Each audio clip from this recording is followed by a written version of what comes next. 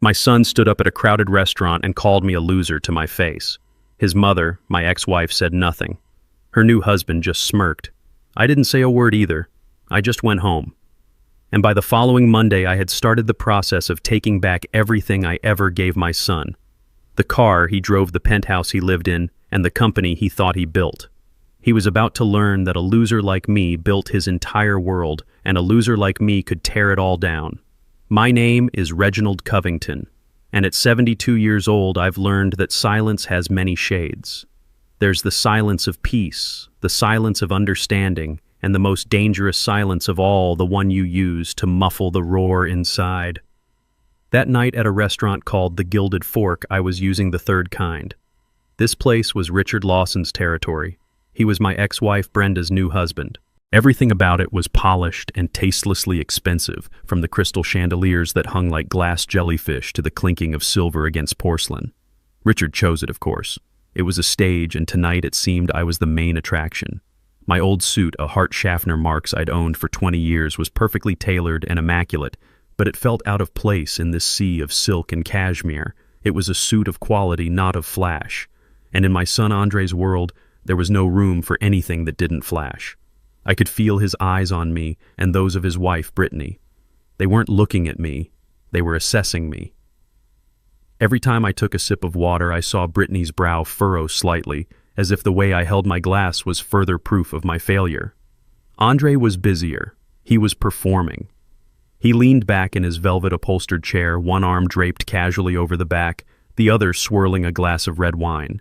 It was a gesture he'd copied from Richard.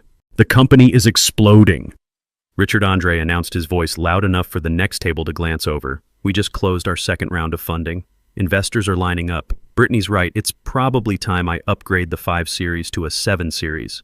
Brittany let out a little glassy laugh. "You deserve it, honey. You've worked so hard." I remained silent. I knew all about that second round of funding. I knew exactly where every single dollar came from, and it certainly wasn't from the line of investors Andre was imagining. Brenda, my ex-wife, sat there with a tight smile plastered on her face. She had changed. 5 years with Richard had worn away the practical woman I once knew, replacing her with a pale imitation who worried if her handbag was last season. She looked at Richard with an adoring gaze, as if he had personally invented success. "Our son is brilliant, isn't he, Reggie?" she asked, turning to me, but it wasn't a question. It was a statement, a silent comparison. "Our son is brilliant, unlike you." I just gave a slight nod and brought a piece of steak to my mouth. It was cooked perfectly, but I tasted nothing. All my senses were focused on the play unfolding before me. Richard, having let Andre have his monologue, finally spoke in his deep, patronizing tone. "Ambition is everything, Andre. Your father Reggie is a good man, a fine engineer, but he lacks that spark. He builds things for other people, never an empire for himself. In this world, if you're not building, you're being buried." It was an insult wrapped in a backhanded compliment, a technique men like Richard perfected. Andre nodded eagerly, like a devout follower hearing a sermon. "Exactly. I've tried to explain that to Dad so many times. The importance of taking risks, of building a personal brand. But he just talks about savings and safe investments. It's so dated." Dated was the word he used. Last time it was cautious. The time before that, traditional. The words changed, but the contempt never did. The dinner continued a steady stream of boasts. Andre talked about their penthouse apartment with its city views, their upcoming vacation to Bali, the new watch Brittany had bought him. Every story was a stone thrown into my silence. I was the wall they were bouncing their achievements off of just to hear the sound they made. Finally, as dessert was served, a 7-layer chocolate cake that likely cost more than my monthly utility bill, Richard signaled the waiter. "The check, please. On my account." He said it casually, but his eyes flickered toward me. Another performance of power. That was the breaking point. Andre, maybe from the wine or maybe just high on his own arrogance, suddenly stood up. His chair scraped harshly against the floor. A few diners at nearby tables turned to look. "See?" Andre said, his voice ringing out in the opulent room. He gestured from Richard to me. "That's the difference. Dad, you're a loser. You've spent your whole life in that dusty old house on those dirty construction sites." Then he turned to Richard, his voice full of admiration. "Richard is not. He's a winner." The air went thick. Brittany nodded smugly, as if her husband had just spoken a great truth. Brenda stared down at her plate, her silence a final act of betrayal. Even the people at the next table quickly looked away, their feigned ignorance a testament to my public humiliation. I looked directly into Andre's eyes. For a split second I saw a flicker of the little boy I taught to ride a bike, a hint of regret. But it was buried too deep beneath layers of designer clothes and entitlement. I said nothing. The rage I expected to feel never came. In its place was a cold, sharp clarity, a terrifying certainty. It was over. The final thread had snapped. Slowly I placed my white linen napkin on the table beside my untouched cake. I stood up. My chair made no noise. My movements were deliberate, measured. I glanced at Brenda, at Richard, and finally at Andre. Then, without a word, I turned and walked out of the restaurant. The heavy wooden door closed behind me, cutting off the sound, leaving them to their hollow victory. I didn't have to say anything. My actions were about to speak for me. The air outside was cold, but it cleared my head. I didn't hail a cab. I walked. The wealthy Atlanta neighborhood slowly gave way to the quieter, more familiar streets of my own. My house stood under the shadow of an old oak tree, a solid 2-story brick home I'd designed and helped build myself 30 years ago. It wasn't flashy. It was durable. Like me. Inside, everything was in order. The smell of old mahogany and the paper from the books lining my shelves filled the air. This was my sanctuary, a world away from the phoniness I had just left behind. I didn't turn on the television. I didn't pour myself a drink. Anger clouds judgment, and tonight I needed to be colder than ice. I went into my study. It was a small room, but everything in it had a purpose. On the walls were blueprints of bridges and buildings I had helped create. Real things. Things that last. On a corner of the desk there was a silver-framed photograph. Andre, aged 5, wearing an oversized plastic construction helmet, grinning on my shoulders at a job site. His eyes then were full of pure pride and love. Where did I lose that boy? The question hit me not as a sharp pain, but as a dull, weary ache that had been building for years. I had been too quiet. I had hoped my unconditional love would be enough. I was wrong. Unconditional love does not mean unconditional sacrifice. Tonight, the sacrificing ended. I sat down in my worn leather chair and turned on my old, slightly slow but reliable Dell desktop. The screen glowed, illuminating my impassive face. I didn't browse the web or check my personal emails. My fingers moved with practiced ease, opening an encryption program I'd installed years ago. I typed in a long password, a string of letters, numbers, and symbols that no one else on Earth knew. A simple interface appeared on the screen with a list of folders. Their names were meaningless unless you knew what they really were.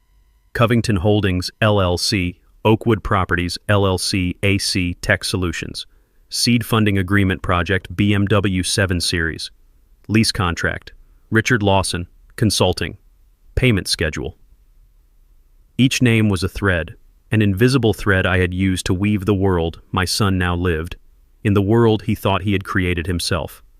It was like being the engineer of a bridge. You can't see the rebar hidden deep inside the concrete, but without it, the entire structure would collapse. Tonight, I was going to begin a structural integrity test. I opened a secure email client. The recipient was already saved. Alicia Warren, a brilliant attorney, a friend I trusted with my life. Alicia wasn't just my lawyer. She was the architect of the financial fortress I had quietly built. She knew every brick, every number. The email I wrote was short. No pleasantries, no long explanations. She would understand. Subject initiate Sunset Protocol. Body Alicia. We need to meet. Tomorrow morning, your office. 8 a.m. Begin the dissolution process for all assets related to AC and associated parties. Priority 1, the vehicle. Reggie. Sunset Protocol was the name we had given it years ago, a contingency plan for a day just like this. A day when the sun would set on an empire built on a lie. I hit send.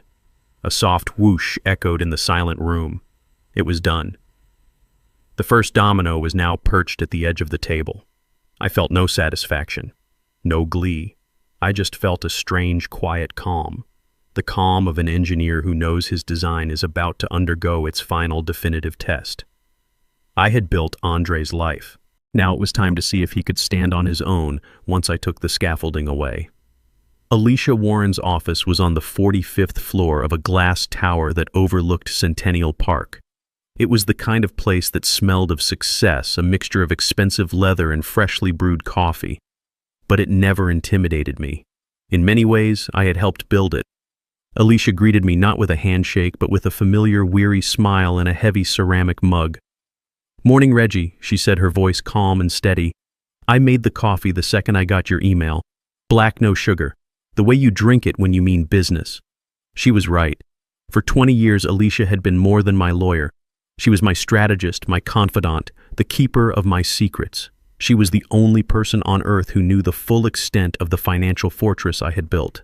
I took the mug, the heat warming my cold hands. "Thank you, Alicia." She gestured to one of the plush leather chairs opposite her enormous oak desk. She didn't sit behind it in her seat of power. She sat in the chair next to mine, making us equals.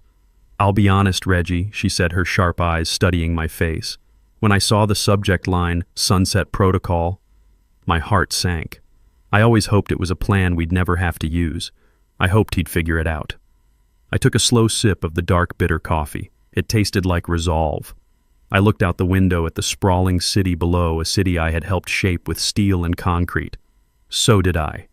"Alicia," I replied, my voice low and even. "But the sun has officially set. It's time to turn off the lights." Alicia nodded slowly, her expression turning from concern to the focused, sharp look of a master chess player seeing the board clearly. "All right, Reggie, walk me through it. I know the legal structures we built, but I need to hear the human part." What was the final straw? I stared into my coffee mug, seeing the reflection of the man my son had called a loser. He said the word Alicia. He said it out loud in public. He called me a loser and called Richard, Brenda's new husband, a winner. And Brenda just sat there and let him. I looked up from the mug and met her eyes. He believes it. He honestly believes the world he lives in is one he created. Today we begin the process of showing him the truth of the foundations he's standing on. Alicia leaned forward, all business now. "Let's review the assets. Let's start with the heart of his so-called empire, AC Tech Solutions." I let out a long, slow breath. Andre always had ambition. I began, my voice a low rumble. I'll give him that. He had big ideas, big dreams. He wanted to be the next Steve Jobs, the next tech mogul from Atlanta.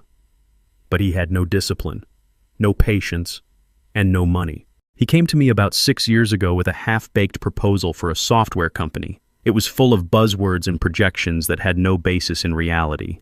I knew if I gave him the money directly, he'd burn through it in a year and learn nothing. I paused, remembering the hopeful, greedy look in his eyes that day. He didn't want a father's guidance. He wanted a bank. So I decided to give him one, just not in the way he expected.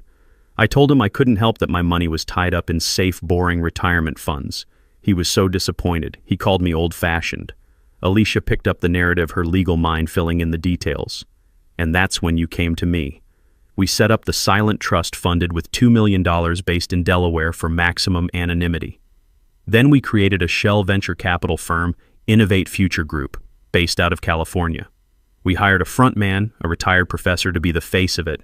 As far as Andre knows, he was discovered by a group of forward-thinking West Coast investors who saw his genius. I nodded. He was so proud. He flew to San Francisco, pitched his idea, and walked out with a check. He never once questioned why it was so easy. He thought it was his destiny. He never stopped to wonder who truly owned Innovate Future Group. And the ownership structure of AC Tech Solutions reflects that Alicia continued pulling up a file on her tablet.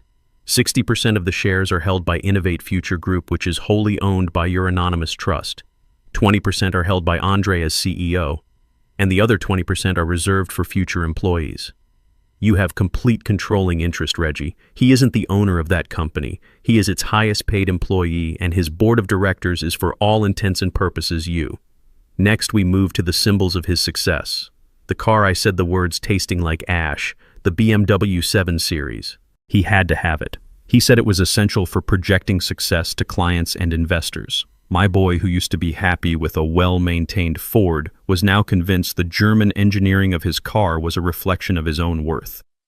Another easy one, Alicia said, swiping on her screen.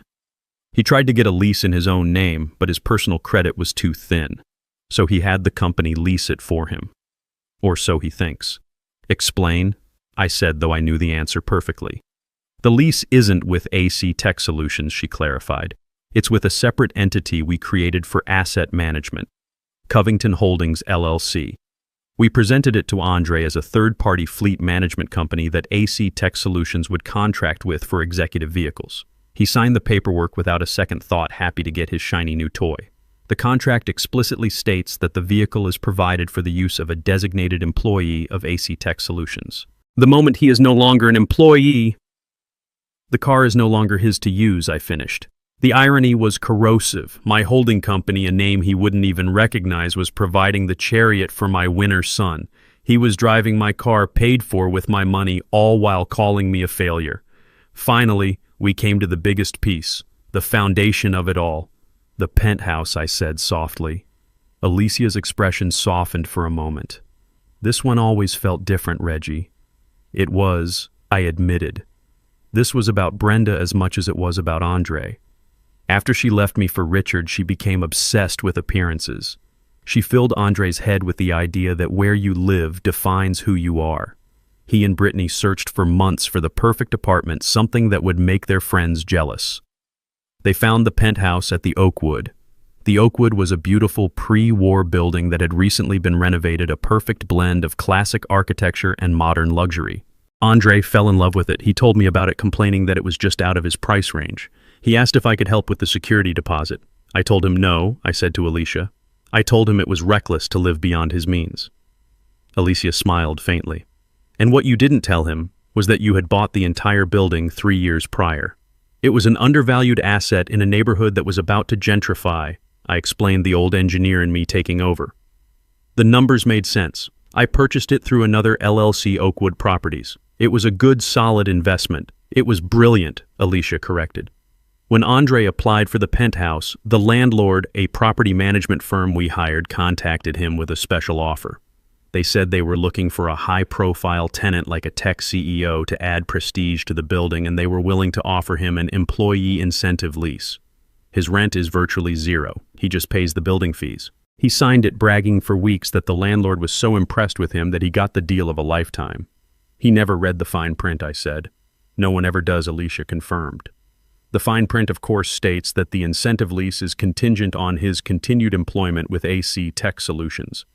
It also states that the property management firm can terminate the lease with 72 hours notice for any breach of contract, and the contract defines a breach as anything that might bring the building's name into disrepute. So there it was, the whole house of cards laid out on Alicia's expensive oak desk. His company, his car, his home. Every pillar of his life was a carefully constructed illusion, designed, funded, and owned by the father he called a loser. He wasn't a self-made man. He was a trust fund baby who had never been told the truth. He has nothing, Alicia, I said, the weight of the words settling in the room. Everything he thinks is his is actually mine. Alicia leaned back, her work done for the moment. So, Reggie, what is your first move? According to the protocol, the first step is always symbolic. I thought about the arrogant look on my son's face, the way he gestured with his hand that wore a watch I'd paid for, driving a car I owned to go home to an apartment I provided. The car, I said without hesitation. We start with the car. A winner shouldn't have to ride the bus. Alicia made a note on her tablet, her fingers flying across the screen. The car it is, she confirmed, her voice now devoid of any emotion except professional focus. A tow truck can be dispatched to his residence by 9 a.m. Monday morning, citing the termination of the corporate lease agreement. It will be swift and entirely legal. But what's the larger strategy, Reggie? What's the timeline? Do we hit him with everything at once? The car, the corporate accounts, the eviction notice? We can have it all done by noon on Monday if you want. A full-scale blitz. I shook my head slowly, looking past her out at the skyline I knew so well. No, I said. That's not the way. That's destruction. That's revenge. And this isn't about revenge. What is it about? Then, she asked gently. I turned my gaze back to her, trying to find the right words. I thought about my life's work, about the physics of structures and the integrity of foundations. When you need to bring down a building, Alicia, you don't just set off dynamite at the base. That's messy, unpredictable. It sends shrapnel everywhere and hurts innocent people. It's an act of pure destruction. I leaned forward, my hands clasped in front of me. A true engineer, a builder, does it differently. You perform a controlled demolition. You dismantle it piece by piece. You remove the fixtures first, the shiny things that catch the eye. Then you take out the windows, his view of the world. Then you carefully remove the floors one by one until all that's left is the empty frame and the bare foundation. I don't want to destroy my son, Alicia. I want to dismantle the false life he's living. I want him to stand on the cold, hard foundation of reality and finally understand what it takes to build something real for himself. Alicia listened, her eyes never leaving mine. She understood. She wasn't just my lawyer, she was the daughter of a carpenter. She knew the language of building and breaking, a controlled demolition. She repeated, a new understanding dawning in her expression. It's legally cleaner, too. Each action is a separate, justifiable corporate or property management decision. No single action can be construed as a coordinated personal attack. It's airtight. Exactly, I said. So we start with the car on Monday. The symbol of his status, we give him a day to feel that loss, to feel the inconvenience. Then on Tuesday, you freeze the corporate accounts. You cut off his power. Let him feel what it's like when the well runs dry. And Richard Lawson's consulting payments along with it. Let the winner feel the pinch too. I took a deep breath before delivering the final instruction. Then on Wednesday, when he's confused and powerless, you deliver the eviction notice. You take away his security, one piece at a time. Let him feel each wall come down. Let him understand the value of each thing as he loses it. A heavy silence settled in the room. This wasn't a plan born of anger. It was a curriculum, a harsh, painful curriculum. Alicia simply nodded. I understand the lesson plan, Reggie. I'll prepare the necessary documents immediately. I stood up, my old bones aching with a weariness that had nothing to do with age. I had made the decision. Now I just had to live with it. Thank you, Alicia. I walked to the door, then paused with my hand on the handle. Let it begin, I said, my voice barely a whisper. Let the lesson commence. The rest of that week was perhaps the quietest of my life. After leaving Alicia's office, I felt a strange sense of peace settle over me. The decision had been made. The plan was in motion. There was nothing left to do but wait for the gears to turn. I spent Friday and Saturday in my garden. My rose bushes needed pruning, a task I usually enjoyed, but now took on with a new solemn purpose. My hands, calloused from a lifetime of work, moved with practiced precision. Snip, a dead branch fell away. Snip, an overgrown shoot that was taking nutrients from the main stem. I thought about what I was doing. Gardening is an exercise in ruthless compassion. You can't be sentimental about the parts of a plant that are weak or diseased. If you let them grow, they will eventually poison the whole bush. You have to cut them back sometimes almost to the stalk to give the plant a chance to grow back stronger, healthier. You do it not out of anger, but out of a desire for the plant to reach its full potential. My son was a magnificent plant that had become overgrown with the weeds of entitlement and arrogance. I was just the gardener doing the hard, necessary work. On Saturday afternoon, my phone buzzed on the small wooden bench beside me. I picked it up. Andre's name glowed on the screen.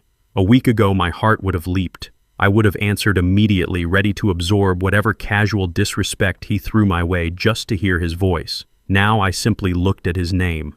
I watched it flash again and again, a desperate digital cry.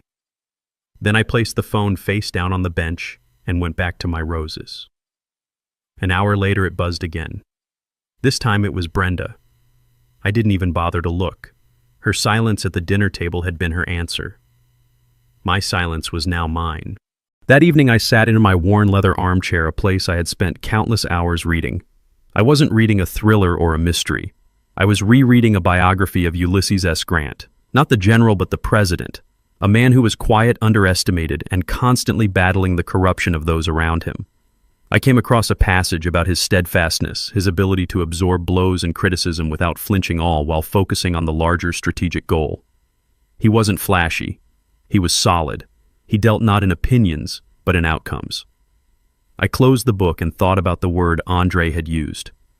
Loser. He saw my quiet life, my modest home, my old car, and he saw a man who had lost at the game of life. He never saw the foundations. He never understood that the loudest person in the room is often the weakest. He, Brenda, and Richard were playing a game of checkers, making loud, obvious moves. They never realized I was playing chess, quietly positioning my pieces for a checkmate that was decided 10 moves ago. Sunday was even quieter. I attended church, the same one I'd been going to for 40 years. I listened to the sermon on accountability and consequence. I felt a sense of clarity, not guilt. I was holding my son accountable. I was delivering the consequences he had earned. After the service, I spent the afternoon in my workshop sanding down a piece of old oak, the rhythmic motion calming my soul. The phone remained on the kitchen counter, silent now. They had likely given up, assuming I was sulking. They had no idea. As dusk fell, I sat on my back porch watching the sun dip below the horizon, painting the Atlanta sky in shades of orange and purple. The air grew cool. The weekend was over. My final quiet weekend before the storm. I thought of the name Alicia, and I had given the plan the Sunset Protocol. It was fitting. The sun was setting on my son's life as he knew it. And tomorrow morning with the dawn, his harsh, necessary education would begin. I felt no joy, only a profound, heavy certainty. The lesson was coming. I spent my weekend in quiet contemplation. My son, as I would later piece together from a series of frantic voicemails and tearful confessions, spent his in a cacophony of self-congratulation. While I was pruning my roses, he was on the phone with one of his friends, laughing as he drove his BMW down the highway, the city skyline blurring past his window. "Dude, you should have seen his face," Andre had said, his voice booming through the car's Bluetooth speakers. I finally just told him the truth. Called him a loser right to his face. Yeah, he just got up and walked out. Total drama queen. What's he gonna do? You know, he'll get over it. He always does. He'll call in a week acting like nothing happened. He saw my lifetime of patience not as a gift, but as a weakness. He saw my silence not as a warning, but as surrender. That evening, while I was reading about President Grant, Andre and Brittany were in their penthouse scrolling through a website for luxury watches on Brittany's tablet. She had pointed to a gold one with a diamond bezel. "Should I get it, babe?" she'd asked. "It's a little extravagant." Andre, I was told, had scoffed. "Of course you should. We deserve it." Especially after the way my dad acted at dinner. Honestly, I think we need to treat ourselves after that embarrassment. In his mind, he was the victim. My quiet departure was an act of aggression against him, a social faux pas that required retail therapy to overcome. He had no capacity to see his own cruelty. His world was a mirror, and all it showed was his own reflection. He had even called Richard, seeking praise for his brave performance. Richard, ever the opportunist, had supplied it in abundance. "You did the right thing, Andre," the man had said, his voice smooth as oil. "Sometimes you have to set firm boundaries with people from a different generation. People who don't understand the mindset of a winner." "Thanks, Richard." Andre had replied, his voice full of a warmth he hadn't used with me in years. "It's just good to finally have a real role model to look up to." A real role model. A man whose entire consulting business consisted of a single inflated contract with a company I owned. The irony was a bitter pill. Andre had finished that weekend looking out the vast window of his apartment, the city lights spread out beneath him like a carpet of jewels. He was on top of the world he believed he had built. He likely thought of me, the old man in his dusty house, and felt a pang of what he probably mistook for pity.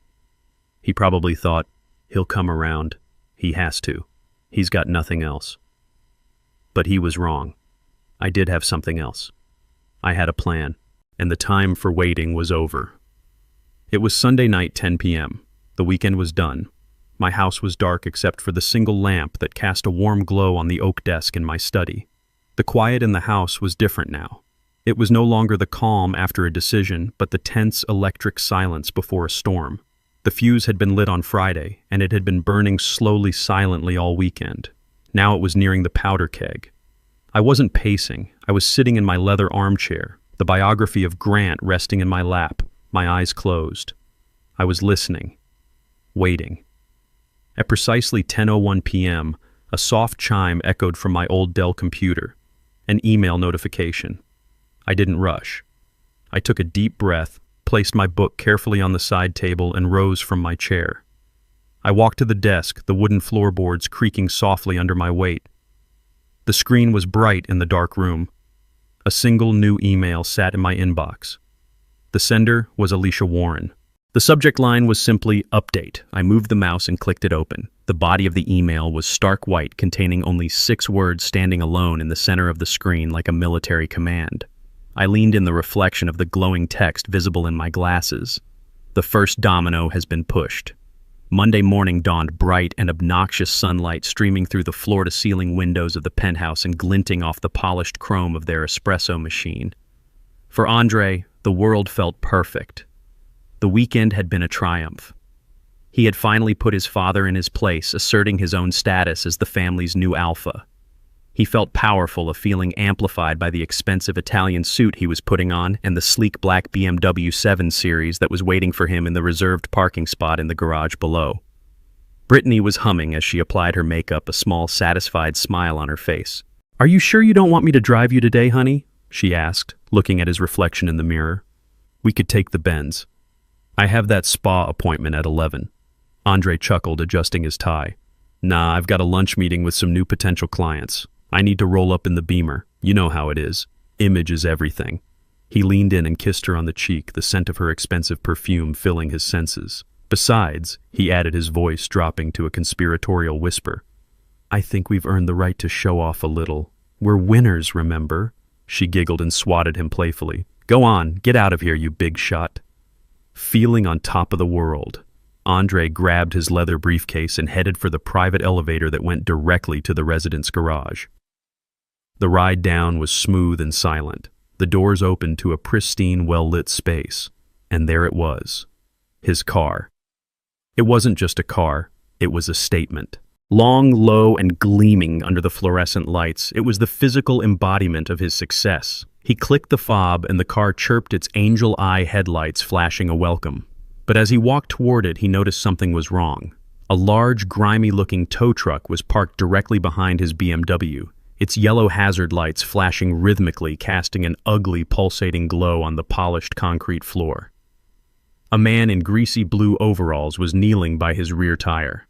Andre's good mood evaporated instantly, replaced by a surge of irritation. "Hey!" he barked, his voice echoing in the garage. "What the hell do you think you're doing? This is a private garage. You can't park here." The man in overalls stood up slowly, wiping his hands on a rag. He was big, with a weathered face and a completely neutral expression. He didn't look impressed. He didn't look intimidated. He just looked tired. "You Andre Covington?" he asked, his voice a gravelly monotone. "I am," Andre snapped. "And you're about to get your rust bucket towed if you don't move it in the next 10 seconds. You're blocking my car." The man didn't move. Instead, he simply gestured with his thumb toward the back of the BMW. "No, sir, I'm not blocking your car. I'm here to repossess it." The words didn't register at first. They were so absurd, so out of place in his perfect world that his brain refused to process them. He actually laughed, a short, incredulous bark. "Repossess it? You must be joking. This car is paid for. It's a corporate lease. You've obviously got the wrong car, pal." The driver just sighed as if he'd had this exact conversation 1,000 times. He pulled a clipboard from the cab of his truck and held it out.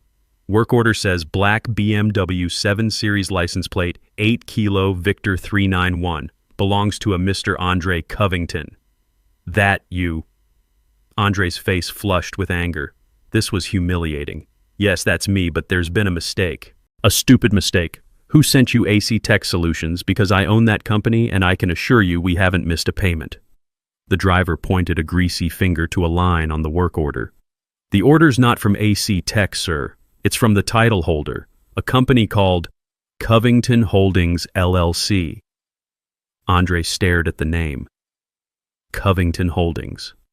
It meant nothing to him. A surge of relief washed over him, followed by renewed fury. "See, I told you. I've never heard of that company. It's a clerical error. Now get your truck out of here before I call security and have you arrested for trespassing."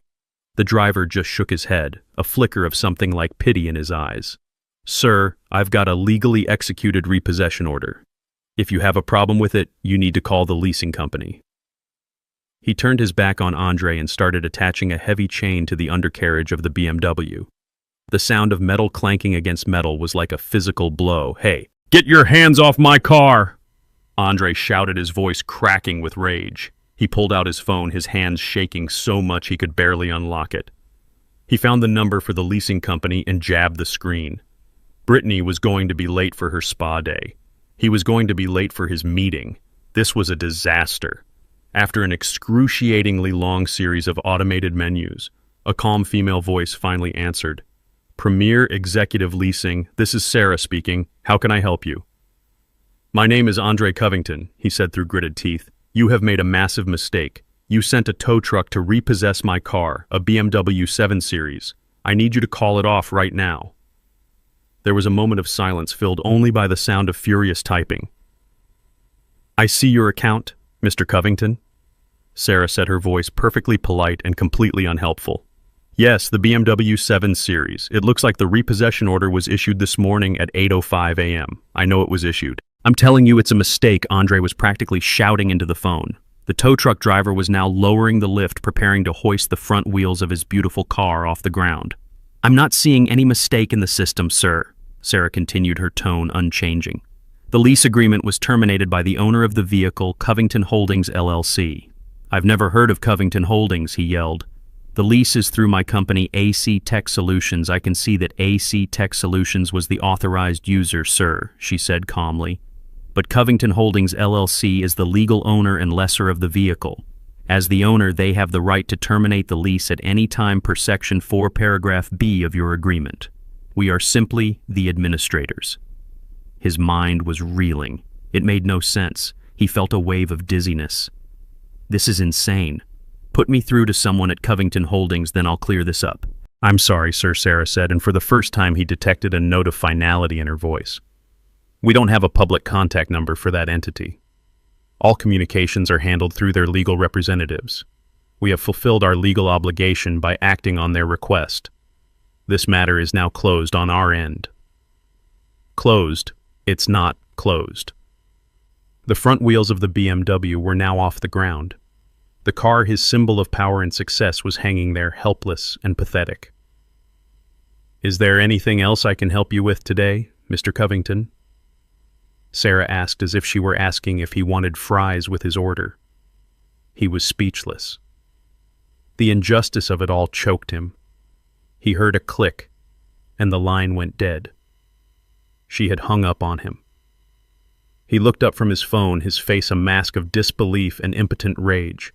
The tow truck driver was in his cab, starting the engine. The powerful diesel engine roared to life, drowning out all other sound. Andre was left standing there in his $1,000 suit and his shiny Italian shoes, utterly powerless. He watched as the truck slowly, carefully pulled his car out of the parking spot. He watched it being dragged backwards up the ramp, its rear wheels scraping meekly against the concrete. He watched as the symbol of his entire identity was hauled out of his private garage and into the harsh light of day, disappearing from his life forever. The yellow lights flashed one last time before the truck turned the corner, and then there was only silence. He was left alone in the garage with an empty parking space and the faint smell of diesel fumes. The first pillar of his world had just been violently ripped away. If the loss of his car on Monday was the first tremor, the main earthquake was scheduled for Tuesday morning. The second domino was not about status. It was about power. It was about money. I spent my morning peacefully reading a book on my porch, but I knew that across town, my son's world was being systematically dismantled, starting with the most public of humiliations. Andre arrived at the gleaming glass tower that housed his office nearly an hour late. He was flustered and furious, having been forced to take a $100 Uber across town during rush hour. He was determined to project an air of calm control to show his employees that nothing was wrong. His first stop was the artisan coffee shop in the lobby of his building, a place where he was a well-known regular. He always made a show of it, buying coffee and pastries for his executive team, a king dispensing favors to his court. He strode to the counter, cutting in front of the line with a dismissive wave. "Morning, Chloe," he said to the young barista. "The usual for the team, 6 large lattes, 4 cappuccinos, and a box of your best pastries. Put it on the AC Tech account." He handed her the sleek black corporate credit card. It was a card with no spending limit, a symbol of his absolute authority. The barista smiled and ran the card. A moment later, her smile faltered. An awkward beep echoed from the machine. "I'm sorry, Mr. Covington," she said, her voice a little too loud in the suddenly quiet cafe. "It's been declined." Andre stared at her as if she'd spoken in a foreign language. "What? That's impossible. Run it again. Your machine is probably acting up." She ran it again. The same beep, the same apologetic look. "Declined," she repeated. People in the line behind him were starting to stare, their morning routines interrupted by this small, delicious drama. He could feel their eyes on him. He, Andre Covington, the tech wonderkind, couldn't buy a round of coffee. His face turned a deep, blotchy red. "This is ridiculous," he hissed, snatching the card back. "There must be an issue with the bank's network." He fumbled for his personal wallet, a desperate attempt to save face. He pulled out a handful of cash, all he had on him, and slammed it on the counter. "Here, keep the change." He turned on his heel and stormed out of the coffee shop, leaving the box of pastries and the tray of unmade coffees behind. He didn't want them anymore. The gesture of generosity had become a badge of shame. He rode the elevator up to his office on the 30th floor, his jaw clenched so tight it ached. His office was a corner suite with glass walls, a fishbowl for the whole company to see their leader at work. He sat down heavily in his ergonomic chair, the anger giving way to a cold knot of anxiety in his stomach. He needed to fix this. Now. He opened his laptop and navigated to the company's internal financial portal. This was his dashboard, his control panel. From here he could see everything: cash flow, payroll, expenditures. He typed in his username and password. A red line of text appeared on the screen: "Access denied." He blinked. He must have mistyped. He entered his credentials again slowly this time, making sure each keystroke was perfect. Access denied. A cold sweat broke out on his forehead. This wasn't a glitch. This was a lockout. He, the CEO, the founder, was being barred from his own company's finances. He frantically clicked on the "Forgot Password" link, but the system returned another error: user profile not found. Please contact your system administrator. He was the system administrator. Panic, cold and sharp, began to rise in his chest. His breathing became shallow. He was trapped on the outside of his own creation. Just then, a notification popped up in the corner of his screen. A new email. The sender was an address he didn't recognize: Directorate AC Tech Solutions. The subject was "Urgent Notice of Financial Restructuring." With a trembling hand, he clicked it open. The email was a masterpiece of cold corporate jargon. It was impersonal, emotionless, and utterly terrifying. To whom it may concern, it began. Please be advised that as of 900 a.m. Eastern Standard Time, the majority shareholders of AC Tech Solutions have initiated a comprehensive corporate restructuring. Under this directive, all executive-level access to financial accounts, corporate credit lines, and expenditure authorizations has been temporarily suspended, pending a full audit and review. All non-essential spending, including vendor contracts and consulting fees, is hereby frozen effective immediately. Further instructions will be provided in due course. It was signed simply, "The Office of the Directorate." Majority shareholders. The phrase echoed in his head. Who were they? He had always thought of the California VC firm as silent partners, happy to let him run the show as long as the numbers looked good. He had been wrong. They were not silent.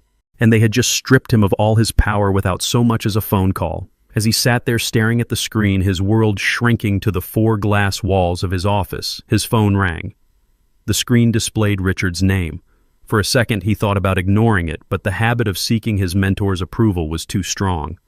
He answered, trying to keep his voice steady. "Richard, hey." The voice on the other end was not the smooth, confident purr of the winner he knew. It was high-pitched, strained, and filled with raw panic. "Andre, what in God's name is going on? My monthly consulting fee, it didn't deposit. It's never late. I have payments due, Andre. The mortgage on the lake house, the payment on Brenda's new car. It's all automated." Andre felt the floor drop out from under him. The consulting fees, the email, it was all connected. I don't know, Richard." He stammered the lie, tasting like acid. "There seem to be some technical issues with the banking system here." "Technical issues?" Richard shrieked, his voice cracking. "My entire business. My only business is my contract with you. You told me this was a long-term secure partnership. You told me you were in control. You need to fix this, Andre. You need to fix this right now." The man he had called a winner, the role model he had praised just days before, sounded like a terrified child. Andre, who was used to receiving guidance from this man, was now being screamed at for answers he didn't have.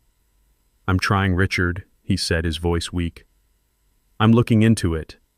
"Looking into it isn't good enough," Richard yelled. "My reputation is on the line. Brenda is asking me questions.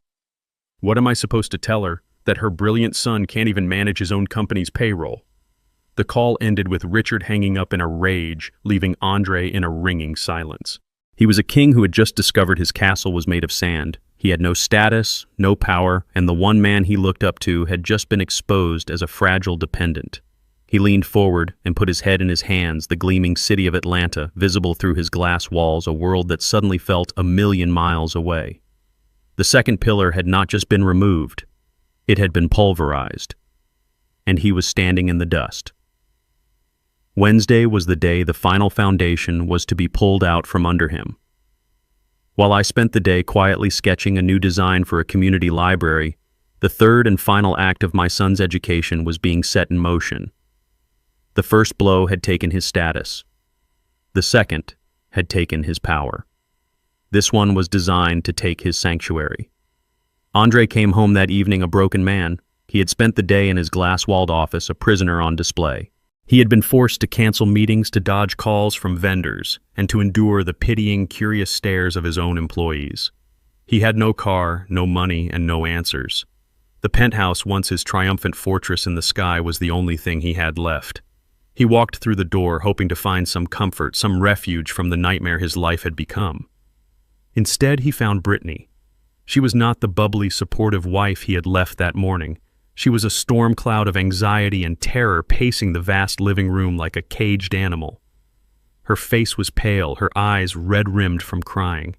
She had clearly been on the phone all day hearing the whispers, the rumors. The news of his public humiliation at the coffee shop had spread like wildfire through their social circle. Her spa day had been a parade of concerned friends asking questions she couldn't answer. "Andre, what is happening?" she cried the moment he walked in, her voice shrill. "My credit card was declined at the salon, my personal card. The one you pay for, they said the account was frozen. I had to use my emergency debit card. I have never been so embarrassed in my entire life." Andre didn't have the energy to fight. He dropped his briefcase by the door, the sound echoing in the cavernous, silent apartment. "I don't know, Brittany," he said, his voice hollow. "There's some kind of hostile takeover happening. The investors, they've locked me out of everything. I'm trying to fix it. Trying to fix it," she shrieked, her voice rising with hysteria. "Our friends are calling me Andre. They're asking what's wrong. Jessica heard from someone at your office that you're being forced out. Is that true? Are you losing your own company?" Before he could answer, there was a sharp, authoritative knock on the door. It wasn't the gentle tap of a neighbor or the buzz of a delivery. It was a sound that demanded to be answered. Brittany froze her eyes wide with fear. Andre, his heart pounding, walked to the door and looked through the peephole. A man stood there in a crisp gray suit. He didn't recognize him. He looked like a lawyer or a banker. He looked like bad news. Reluctantly, Andre opened the door. "Good evening," the man said, his voice polite but devoid of warmth. "Are you Andre Covington?" "Yes," Andre said, his own voice sounding weak in his ears. "Who are you?" "My name is Mr. Harrison. I'm the new senior property manager for the Oakwood." The man offered no handshake. He held a large manila envelope in his hand. "The new property manager?" Andre asked, confused. "What happened to Frank?" "Mr. Albright is no longer with the property management firm," Harrison said smoothly. "There has been a change in ownership. May I come in for a moment?" He didn't wait for an answer, stepping past Andre into the marble entryway as if he owned the place. And in a way he did. Brittany stood by the window, wrapping her arms around herself, watching the scene unfold with a look of pure dread. Mr. Harrison's eyes swept across the apartment, taking in the designer furniture, the expensive art, the sweeping views of the city. He seemed completely unimpressed. "This is a lovely apartment, Mr. Covington," he said, his tone suggesting the exact opposite.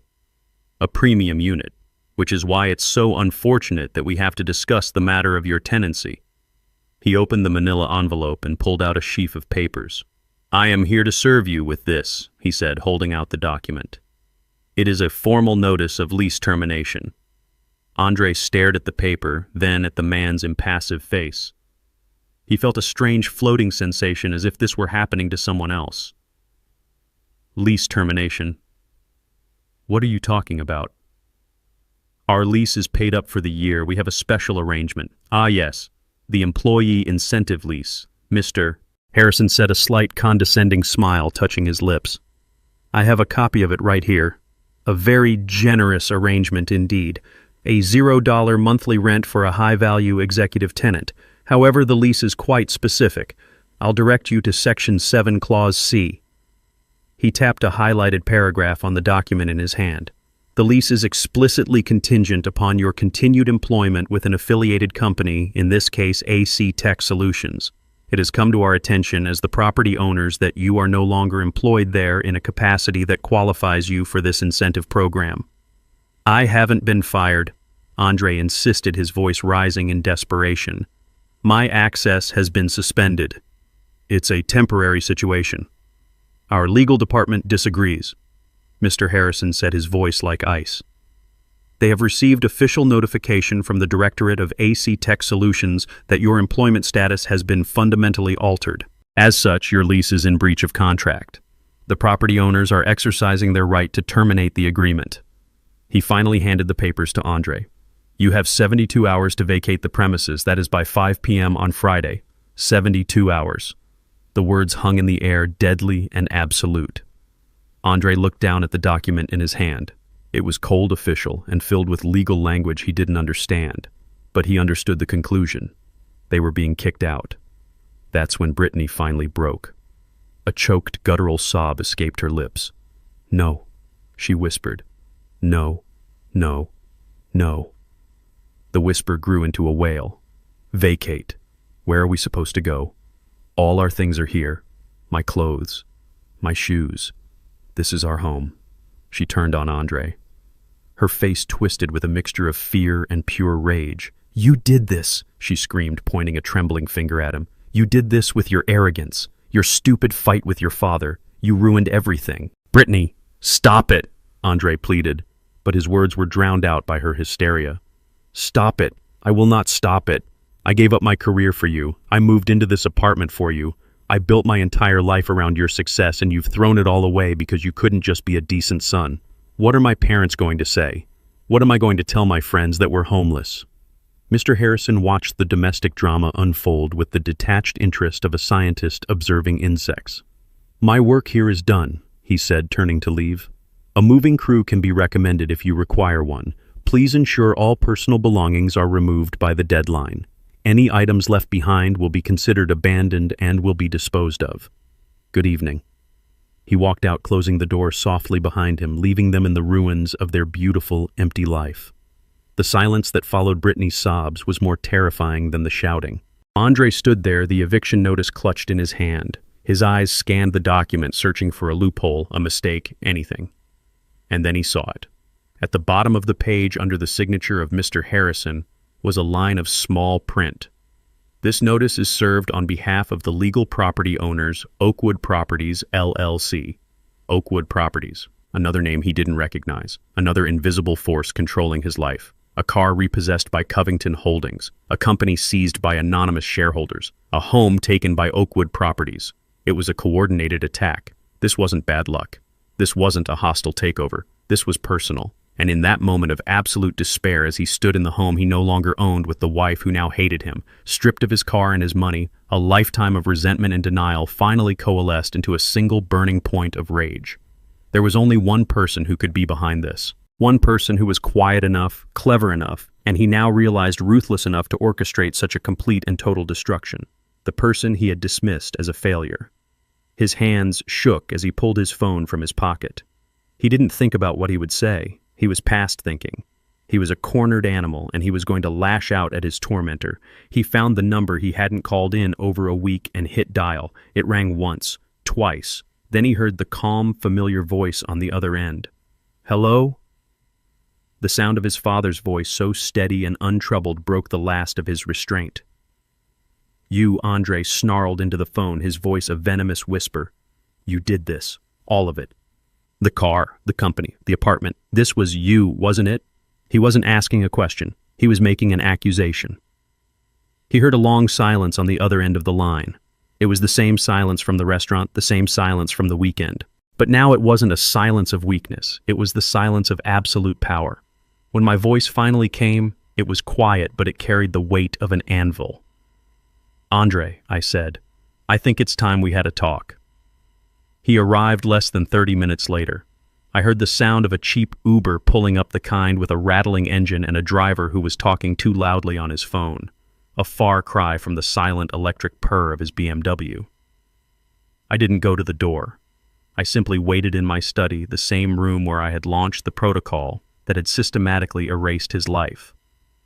I heard the doorbell ring, a frantic, impatient jab. I let it ring again before I used the intercom on my desk. "The door is open, Andre. Come to the study." He stormed in, not with the confidence of a CEO, but with the blustering rage of a cornered child. His expensive suit was wrinkled, his tie was loosened, and his face was pale and slick with a sheen of desperate sweat. He stood in the doorway of my small study, his chest heaving, his eyes scanning the room as if searching for the hidden levers of his destruction. He looked at the old oak desk, the shelves overflowing with books on engineering and history, the framed blueprints on the wall. For the first time in his life, he was seeing this room not as his father's dusty, boring hobby space, but as it truly was, the command center. I was sitting in my worn leather chair behind the desk. I didn't stand up. I didn't raise my voice. I simply watched him, my hands folded calmly on the desk's surface. In this room on my territory, I was the one with the power. The silence stretched thick and heavy. I let it hang in the air, forcing him to be the one to break it. "How could you?" he finally burst out, his voice a ragged mess of anger and disbelief. "How could you do this to me, to your own son, to your family? You've destroyed everything, everything I've ever worked for. The phrase was so absurd, so completely detached from reality that I almost laughed. But this was not a time for laughter. This was a time for cold, hard lessons. I looked at the man standing before me, this man-child who had built his entire identity on a foundation of my money and his own lies. He wasn't a supplicant, not yet. He was still too proud, too angry. He hadn't come here to apologize. He had come here to demand that I fix the world he had broken. I let his words echo and die in the quiet room. I didn't respond to his accusations. I didn't engage with his drama. I simply gestured to the simple wooden chair opposite my desk. "Sit down." "Andre," I said, my voice quiet, but carrying an authority he had never heard from me before. "The yelling is over. You've had your say. Now it's time for you to listen." He sat. The anger hadn't left his face, but it was now mixed with a confused, fearful apprehension. It was the look of a man who senses the ground is about to give way beneath him, but doesn't know why. I didn't give him time to gather his thoughts or formulate another accusation. I simply swiveled the large monitor on my desk to face him. The screen was blank except for a single folder in the center labeled simply, "The Foundation." "You said you worked for everything you have."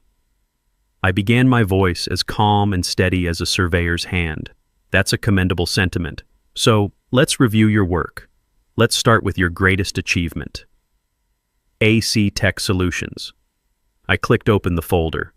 A series of legal documents appeared neatly organized.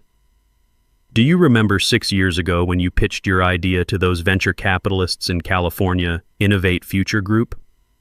He nodded slowly, a flicker of his old pride in his eyes. "They saw my potential. They believed in my vision." "They did," I agreed, "because I instructed them to."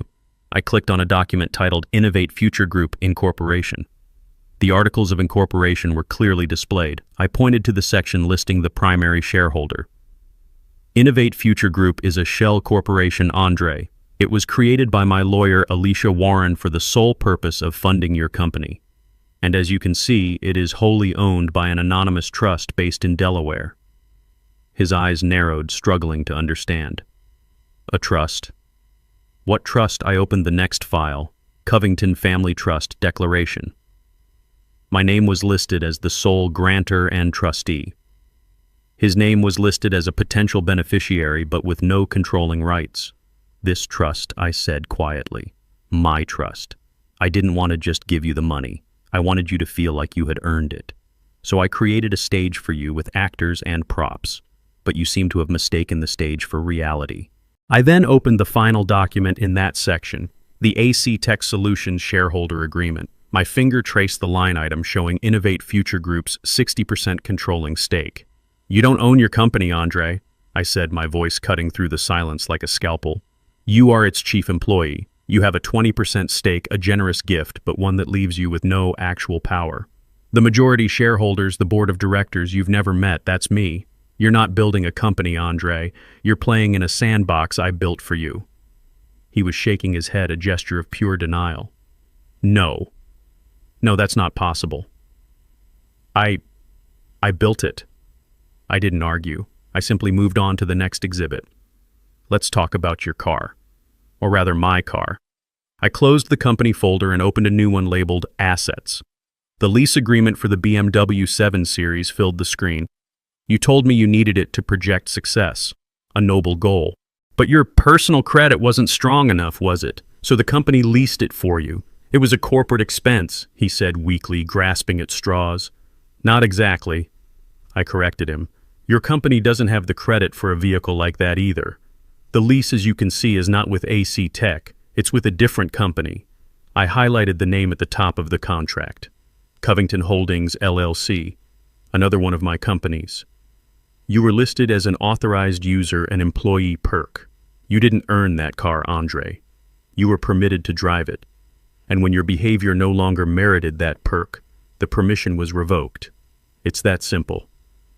He looked as if he had been physically struck. The symbol of his status, the very machine that announced his arrival as a winner, was just a hand-me-down from the father he scorned. He opened his mouth to speak, but no words came out. I was relentless. I moved to the next folder. And then there's the penthouse. Your castle in the sky. I opened a file containing the deed to the Oakwood building. The owner was listed clearly, Oakwood Properties, LLC. I then brought up the incorporation papers for that LLC. Again, my name was the only one on it. You told me about that apartment, I said, my voice softening slightly, a calculated move to make the blow land harder. You said it was perfect, but just out of your price range. You were right. It was. You couldn't afford it. In fact, no one can rent that particular unit. But the lease, he stammered. The employee incentive lease? There is no such thing, I said flatly. That was a fiction, a story created by the property management firm that works for me to make you feel special. The truth is much simpler. I bought that entire building 3 years ago as an investment.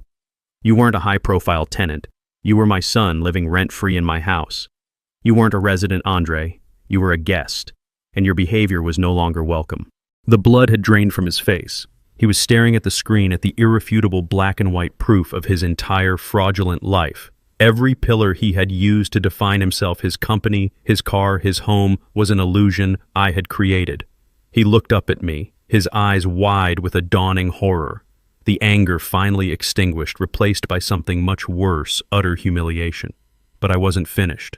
There was one more piece, the keystone that held the entire rotten arch together. You called me a loser, I said, my voice dropping to a near whisper. And you called Richard Lawson a winner. You looked up to him. You called him a role model. Let's talk about your role model. I opened the final folder. It was labeled simply, Consulting. Inside was a single document, a contract between AC Tech Solutions and Richard Lawson Consulting. I scrolled down to the payment schedule, a recurring monthly payment of $50,000. Richard is a business consultant, I explained, and a consultant needs clients. Did you ever wonder why he never talked about his other clients, why his only business seemed to be giving you advice? Andre stared at the numbers on the screen. He knew them well. He was the one who authorized the payments. That $50,000 monthly fee. That's his only income. Andre, your company is his only client, and since your company is funded entirely by my money, I let the sentence hang in the air, letting him connect the final devastating dots himself. His eyes went wide. The realization hit him like a physical blow. He actually recoiled in his chair. The winner you admire so much? I continued, my voice calm and precise. The man your mother left me for the man who lives in a big house and drives a fancy car and lectures me on ambition. His entire lifestyle is funded by me. I pay his mortgage. I pay for your mother's new car. The money flows from my trust through your company and directly into his pocket. The winner your mother chose is on the payroll of the loser she left behind. That was it. That was the final blow. He made a small choking sound. The entire edifice of his life, his success, his heroes and villains, his identity, it all came crashing down in the silence of that small, dusty room. He finally understood. He wasn't a player in the game. He wasn't even a piece on the board. He was just the ball passed between hands, and he had never even known it. I leaned back in my chair and closed the laptop. The presentation was over. I didn't take anything from you, Andre, I said, my voice now gentle, the lesson delivered. I simply took back what was mine, A loser has to manage his assets carefully, you see. Now, for the first time in your adult life, you have the opportunity to become a real winner, all on your own. I stood up and walked out of the room, leaving him alone with the wreckage. I looked at my son, truly looked at him for the first time in what felt like a decade. The arrogant CEO was gone. The resentful child was gone. All that was left was a broken man sitting in a simple wooden chair in a dusty old study, stripped bare of all his illusions. There was no victory for me in this moment, only a deep, profound sorrow for the years we had lost for the boy who had gotten so lost inside the man. This final act was not about punishment, it was about purpose. He needed to understand why. I know this is hard to understand right now, Andre. I began, my voice softer now, the sharp edges of the lawyer and the strategist falling away, leaving only the father. And I know you hate me. You have every right to. But I need you to listen very carefully. This was never about destroying you. It was about destroying the lie you were living in. The man at that dinner table, that wasn't my son. That was a hollow shell, a puppet built from my money, and Richard's empty words, and your mother's obsession with appearances. I gestured around the room to the evidence of a life built with hands, not just with money. You've been living on a stage, Andre, playing the part of a successful man. All I did was take down the set. What you're feeling right now, this fear, this humiliation, this gut-wrenching emptiness, it's the first real thing you've felt in a very long time. This is the foundation. This is ground zero. This is where a man begins to build a life, not just pretend to have one. He looked up at me, his eyes pleading, perhaps expecting me to offer him a lifeline to tell him this was all just a temporary lesson. I offered him none. The trust I created for you still exists, I told him. Your name is still in it, but you will not see another dime of my money, not until you have proven you can build something of your own. Go get a job, Andre. A real job, not a title. It doesn't matter if it's waiting tables or working construction. Pay rent on an apartment you can actually afford, not one you can show off.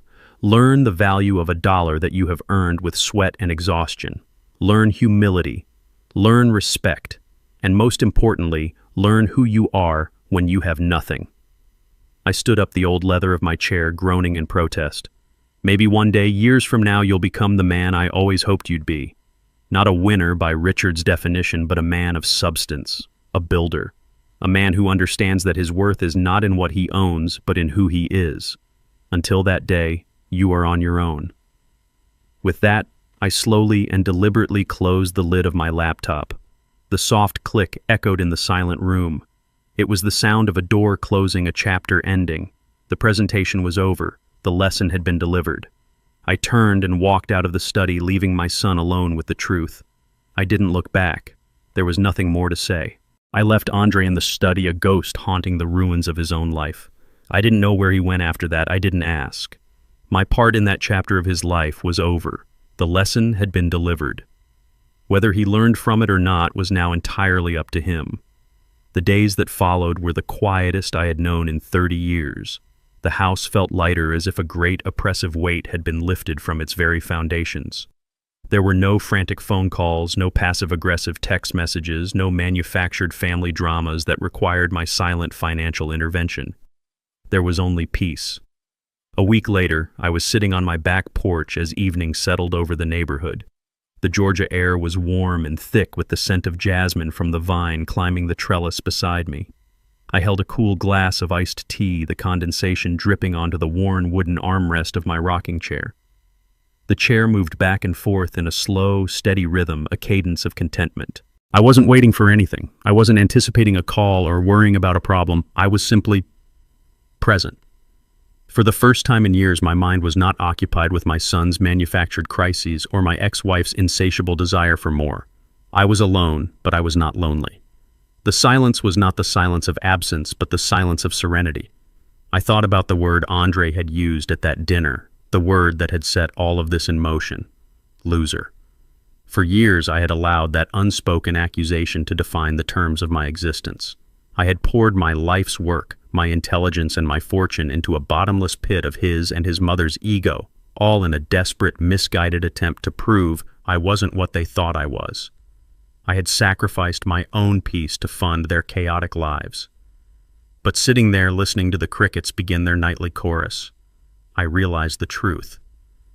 I had never been the loser. I had been the host for a parasite. And now, I was finally free. I had completed my final project. It was not a bridge of steel or a building of concrete. It was the careful, painful demolition of a toxic family structure. And now, in its place, there was room for something new to grow. I didn't know what the future held for my relationship with my son, but I knew my own future was finally mine. The sudden jarring ring of my cell phone on the small table beside me felt like a violation of that newfound peace. I looked at the screen. It was Brenda. I almost didn't answer. I had nothing left to say to her, but some part of me, a lingering curiosity, perhaps wanted to see the final act of this play. I let it ring a few more times, a small assertion of my new boundaries, before I picked it up. I pressed the button and held the phone to my ear but said nothing. For a moment, all I heard was ragged, frantic breathing. Then her voice came through a torrent of raw, unfiltered panic. It was not the voice of the poised, condescending woman from the restaurant. It was the desperate shriek of someone whose world was on fire. Reggie. Reggie. Thank God. You have to do something. You have to help us. I remained silent, letting her words rush into the void.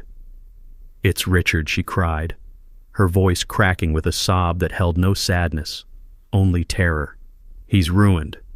It's all gone. The consulting contract with Andre's company. It was everything. They terminated it. We got a notice from the bank this morning. They're foreclosing on the house. The lake house, Reggie. They're taking our house. I listened. My expression unchanged. I took a slow sip of my iced tea. And the car, my Mercedes. Richard leased it and the payments were tied to his business account. They're going to take it back. I have nothing. Reggie, do you hear me? Nothing. I went to the country club today and my membership was suspended. I can't live like this. This is not my life. Her voice rose to a hysterical pitch. This is your fault, all of it. This is because of what you did.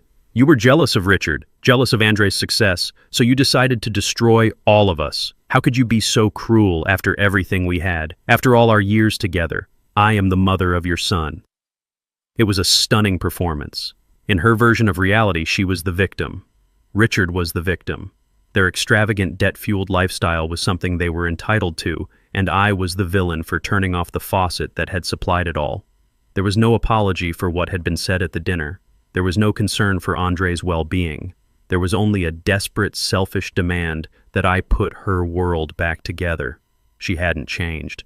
She never would. And in that moment, I felt the last lingering chain of obligation to her turn to dust and blow away in the evening breeze. She was still ranting, her words blurring into a meaningless stream of accusations and pleas. You have to fix this, Reggie. You have to call those people the ones who own Andre's company. You have to tell them to reinstate the contract. You have the money. You always have the money. You owe us that much. You owe me. I let her finally run out of steam. The silence that followed was heavy with her expectant, desperate breathing. She was waiting for me to give in, to do what I had always done, quietly clean up the mess. I let the silence stretch long and uncomfortable. I listened to the crickets.